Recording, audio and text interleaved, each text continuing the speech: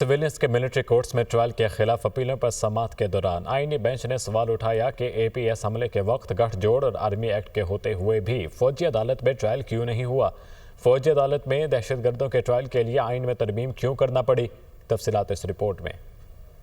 Civilians के फौजी अदालतों में ट्रायल के फैसले के खिलाफ intra court appeal. Supreme court के 7 रुकनी बेंच के रूबरू समाअत। जस्टिस जमाल मंदोखेल ने कहा कि एक सवाल पूछा गया था कि जीएचक्यू पर हमला, एयर बेस कराची पर हमले का केस मिलिट्री कोर्ट्स क्यों नहीं गया। इस पर वकील वजारत दिफा ने जवाब दिया कि 21वीं तरमीम केस में जीएचक्यू हमले, एयर बेस हमले, फौज पर हमले और इबादत गाहों पर हमलों की तफसील का जिक्र है। जस्टिस अमीनुद्दीन ने कहा कि मुलजम मिलिट्री ट्रायल में जुर्म की नीयत का ना होने का दफा ले सकता है। जस्टिस मंदोखेल ने कहा कि मुलजम कह सकता है कि मेरा ये जुर्म करने का इरादा नहीं था। जस्टिस मोहम्मद अली मजहर ने रिमार्क्स दिए कि नीयत का जायजा तो ट्रायल के दौरान लिया जा सकता है। इस मौके पर वजारत दिफा के वकील ने कहा कि अगर जुर्म का ताल्लुक आर्मी एक्ट से है तो ट्रायल फौजी अदालत करे। जस्टिस मंदोखेल ने सवाल किया कि सानह आर्मी पब्लिक स्कूल में गठजोड़ मौजूद था। ख्वाजा आरस ने जवाब दिया कि एपीएस हमले के वक्त गठजोड़ बिल्कुल मौजूद था। एक गठजोड़ या ताल्लुक किसी फौजी अफसर दूसरा फौज से मुतल्लिका जुर्म से होता है। जस्टिस जमाल मंदोखेल ने कहा कि